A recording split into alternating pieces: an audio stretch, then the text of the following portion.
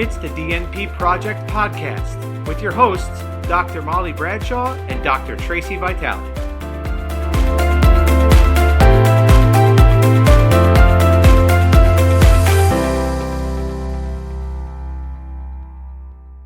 Episode 4, what are DNP clinical hours?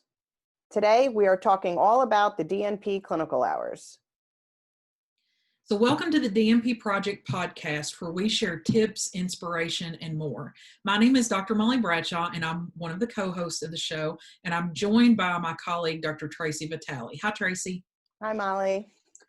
So exactly what are clinical hours related to the DNP? Are they the same thing as patient care hours? Do you shadow somebody? Is that the time you spend doing your project? We need some clarity on this. So we're here to answer all of these questions today. So to jump right into it, at the time of this writing, the DNP Essentials are under revision. So if you haven't listened to our previous episode, the DNP Essentials are a list of skills that are put forth by the American Association of Colleges of Nursing. And these are the essential skills that we think that all DNP prepared nurses should have. So we'll talk about those in just a second, but they are the foundation of a lot of DNP program curriculums. And as of right now, they are being rewritten, but the COVID-19 pandemic has had an impact on that and sort of delayed that. So for right now, we're still operating on the essentials that were published in 2006. But when you think about these essential skills and think about the idea that the DNP is a practice-focused degree, there is a requirement for nurses to have some clinical time, so to speak, to put these skills into practice and to practice these skills. And some of the DNP essential skills are not exactly the same skills as patient care skills. So we want to tease that out and we want to talk about it. But there is also this number that floats around. So the AACN also says that if you are a nurse that is prepared with a DNP degree, we want to see proof and documentation that you have completed at least 1,000 clinical hours beyond the BSN to ensure and to demonstrate that you have essentially mastered the DNP skills. So we want to kind of break this down. What are the essential skills? What is your role? And then how does the 1,000 hours factor into this as a collective clinical experience in the DNP? Now, just to throw this out there, work hours do not count. We can't give you credit for hours that you're doing at work.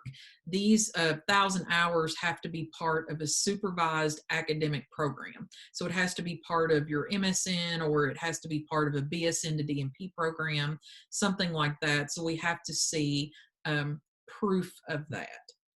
So overall, there are 3 main goals when we talk about clinical hours related to the DNP. So the first goal, or the first set of information, is the hours that you earn learning your advanced practice role. So for example, if you're familiar with the LACE model, that basically says you choose your advanced practice role. So you choose to be a CRNA, you choose to be a nurse midwife, you choose to be a nurse practitioner. There are other advanced roles in leadership and clinical nurse leadership and some other things like that. But that has to do more with what your role is going to be. And often in those programs, there is a set number of clinical hours that you have to complete to master that role.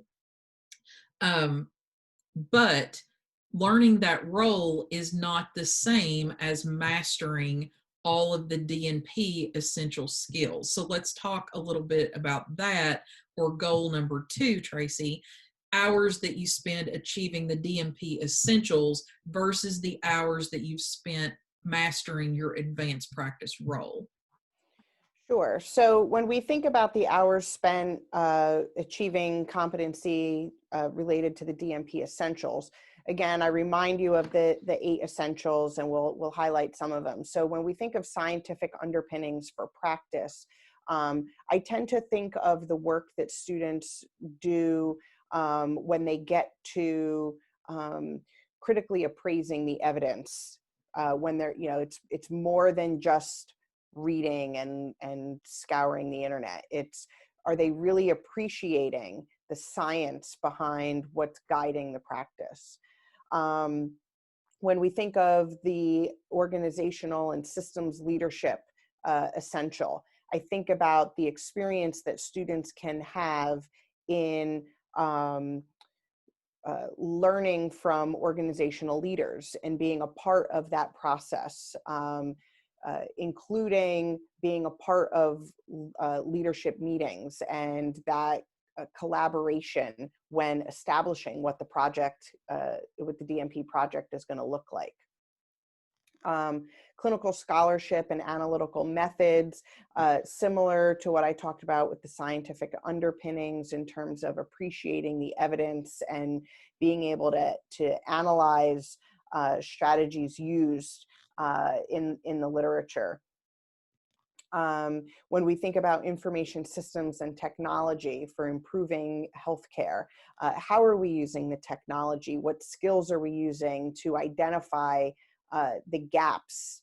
How is IT helping us with that? Healthcare policy. We've had students that have been a part of policy development and being a part of the conversations with local and state representatives and being able to acknowledge the role of health policy in impacting our practice as advanced practice nurses or nursing leaders.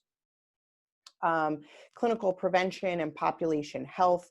This may, for improving the health of our nation, might come out in skills learned in a social determinants class or an epidemiology class, and using those skills and that knowledge in the background and significance of really understanding and being able to describe the problem that the student is looking to address in their project.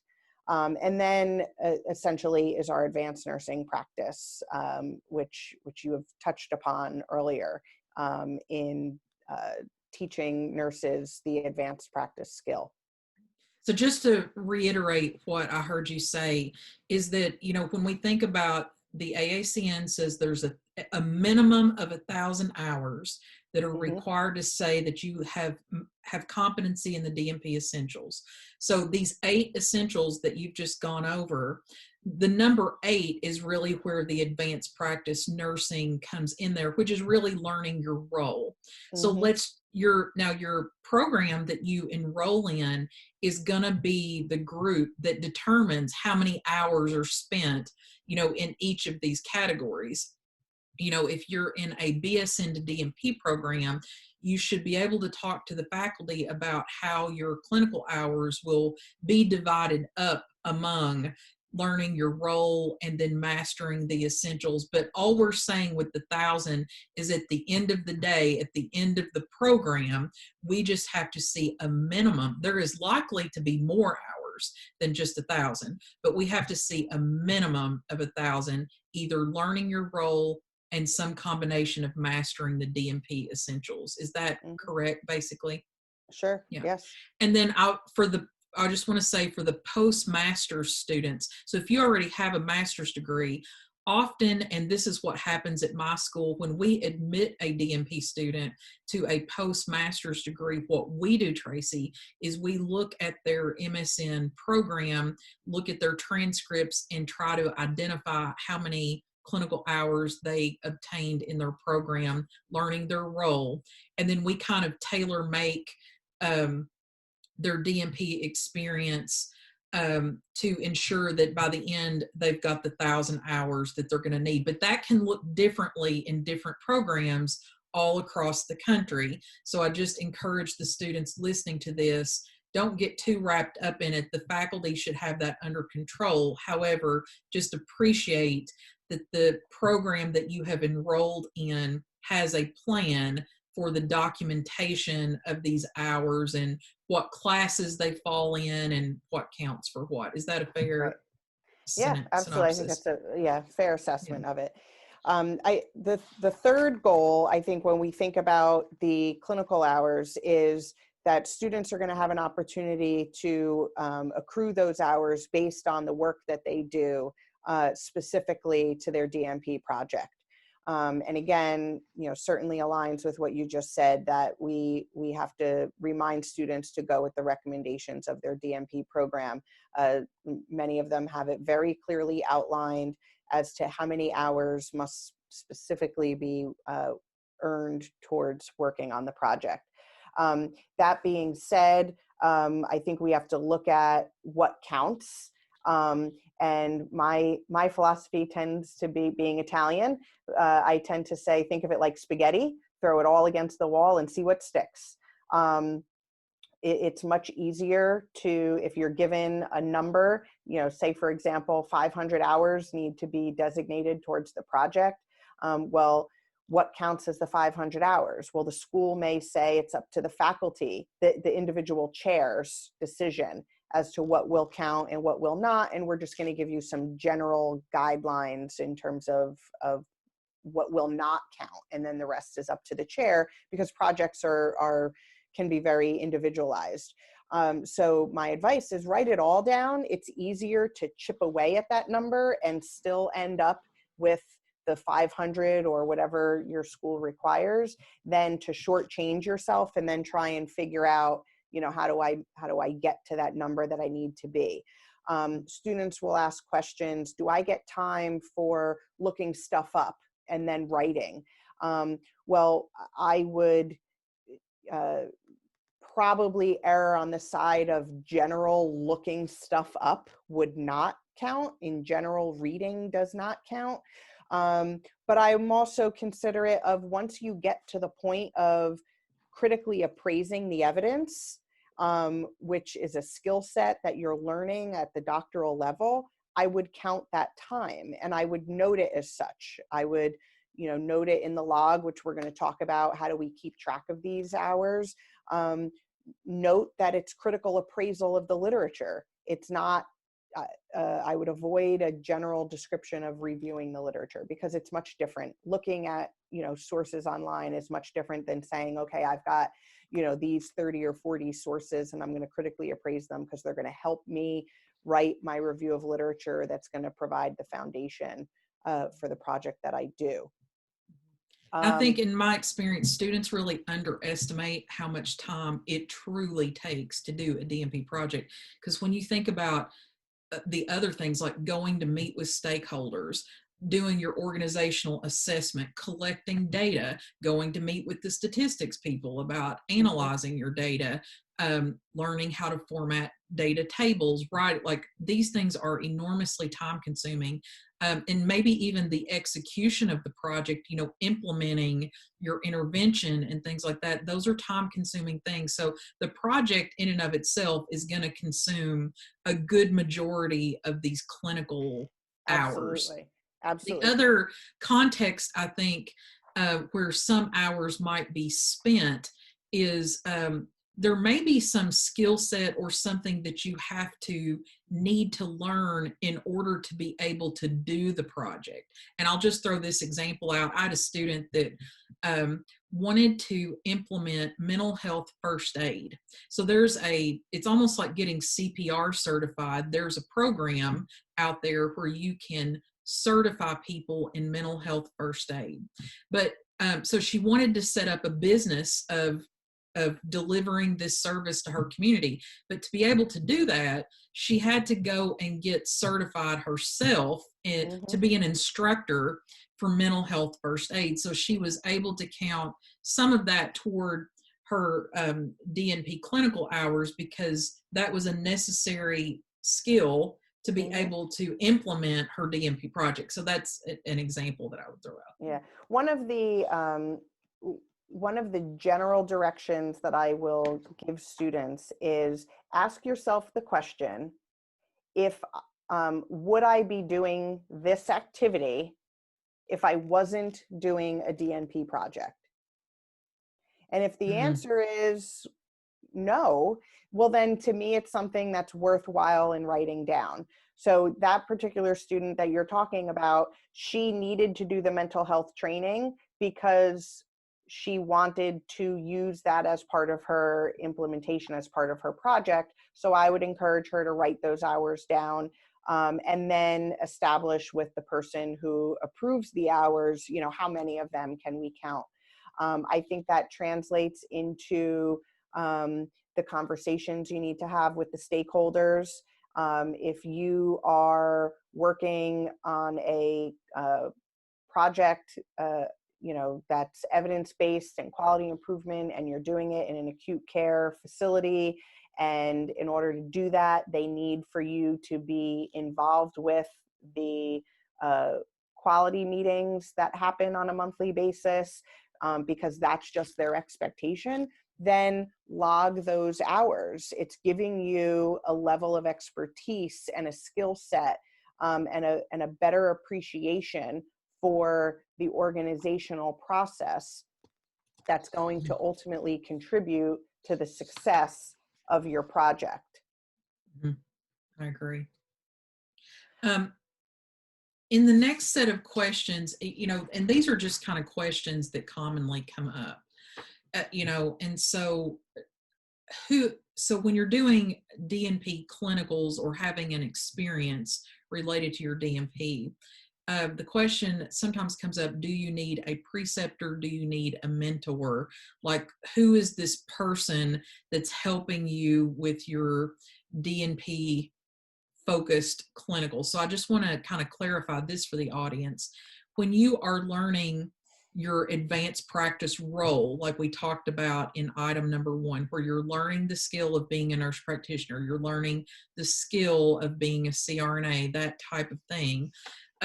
Preceptors are the people who guide you in your clinical experience while you're learning that skill, right?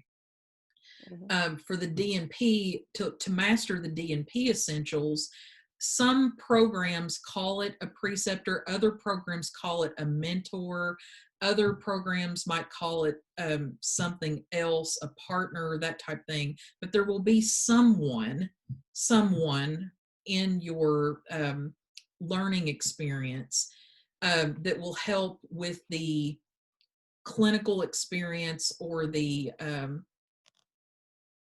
really just the DNP project experience. So that is not, it may or may not be the same person that is the preceptor for the actual advanced practice role. Am I saying that well?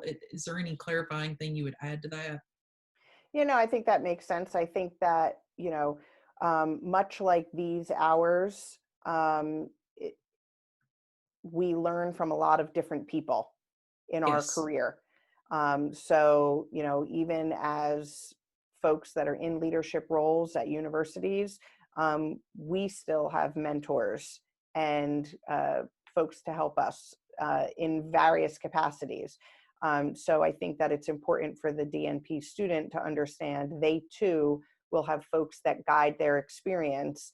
One may be a preceptor that's guiding their advanced practice experience, and someone else who is guiding their DNP experience. Mm-hmm. And I would caution students that you must follow your school and organizational policy on setting those relationships up. Your school should have a very distinct plan for the nature of how those things are set up. Because, for example, I've been at one school and there may not have been a formal paperwork requirement for the mentor. They called it a mentor. However, in that scenario, there was no direct involvement with patient care. In other scenarios, you know, the school that I'm at now, we call it a DNP preceptor, and we require paperwork to be set up just like a preceptor in the advanced practice context. So I'm just throwing that out there to say, be careful about following the rules of what your school requires. And as Tracy said, there could be different people involved in your advanced practice experience, the DMP experience. It can look a little bit different. So just talk to your faculty on that. So Molly, another question that comes up is where do students do these clinical or DNP experience hours? Well, I'm glad you asked because I think it depends, and it depends on the nature of the DMP project, and it depends on opportunities that come along to operationalize the DNP Essentials. So let me give you an example. If one of the DMP Essentials is to learn about information systems and technology, then one of the DNP clinical experiences might be going to spend time with the organizational IT department or something like that. Another example would be, I have a student recently that has been doing her DNP experience with an attorney because she is interested in some of the medical malpractice aspects of things. So she is being mentored by an attorney that does medical malpractice type things that is relevant to the DMP project that they're working on. So I think the mentorship, as you say, of people that we can learn different skills from can look a lot of different ways. Maybe it's a chief financial officer, maybe it's a CEO, maybe it's someone, but there's a lot of people that we can learn from, but we're learning those DNP essential skills. For the advanced practice role, there's tons of rules and regulations about the qualifications and who those people are and how that looks. So we have to kind of go by that. But as far as the location of these experience hours, it can look a lot of different ways. And I will say that it does not always have to be following somebody around for 100 hours or 50 hours. You can meet with this mentor. You can decide together what types of learning experiences would be meaningful. Maybe that's time spent together, maybe that's time spent doing other things, but you can determine that and talk to your faculty about it. Great. One of the things that I'd like to talk about, a question that I get a lot is, where do we log these hours? How do we keep track of them? Where do we put them? Again, your school may have a specific format that they want you to follow, so you'd want to be aware of that. But in general, what most places are likely looking for you to do is to identify when the activity took place, a description of what the activity was. They may even ask for it to be linked with at least one essential and how much time you spent on it. So if your facility doesn't have, if your school doesn't have one, you might want to consider just setting up a Excel spreadsheet where you can just log them and add to them each day or on a weekly basis of the work that you've done. You'll see how quickly the hours add up when you're looking at whether it's appraising the literature, meeting with stakeholders, the correspondence back and forth, the meetings that you have, etc. So just keep a log of it. Sometimes folks like the pen and paper part of it, and then they transfer it over. But as long as you're keeping some details about what each of those activities are, you're definitely going to be setting yourself up for success to track it as you're going along. Yeah, and that's so important to track as you go along, because if you don't do that, you won't remember the detail of what you're doing. So I agree, and I tell students it's best to write it down, and the faculty can talk to you later about if it counts or if it doesn't count. And you hit on another really important thing. If you're trying to ask yourself, does this activity count toward the DMP experience or DNP clinical hours or not, a really good way, I think, to frame that, and I'm not saying this is the only way, is to think about the DNP essentials. So ask yourself, does this activity help me achieve competency or learn one of the DNP essentials? So when you look at that list of the 8 things that are in the DNP essentials, you should be able to correlate the activity to one of the DNP essentials. So that might be another good thing to log as you go, and that log, make that column for, because it's helping you make an argument. I needed to do this so that I'm learning more about information systems and technology. I needed to do this because I want to learn more about health policy. I needed to do this, that type thing. And I think that's a really easy way to clarify what we're doing. Does it help you achieve a project goal, or does it help you achieve mastery of one of the DNP essentials? And if it's yes, it might likely be a worthy activity of your time. Absolutely.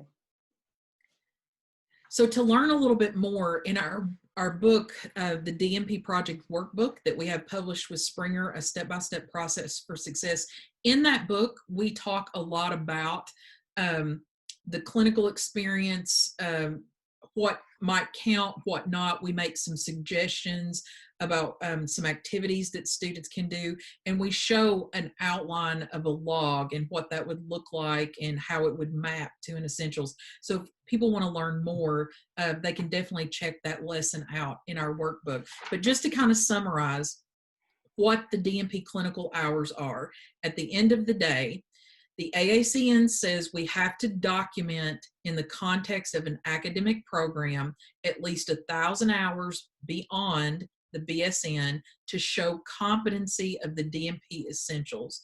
When you look at this list of DNP essentials, there are DNP essential skills, and number 8 is all about that advanced practice role.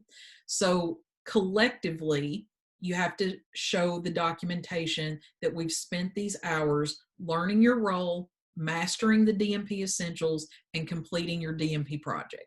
So that's what we're looking for at the end of the day, but you have to follow your school's rules and your curriculum, basically, and talk to your faculty about what counts and doesn't count. But remember to write it down. You can always remove it if it's an activity that doesn't count. Great. So Molly, in our next episode, I believe we're going to be talking about finding the problems and partners as the first steps of the DNP project. So hopefully everybody will join us. In the meantime, check us out on Twitter at DNP Success, Instagram. We've also got a YouTube channel. Like it, share it, give us some comments, and we look forward to seeing you at the next podcast. Thanks. You've been listening to Dr. Molly Bradshaw and Dr. Tracy Vitale on the DNP Project Podcast. Check out the DNP Project YouTube channel at DNP Success on YouTube.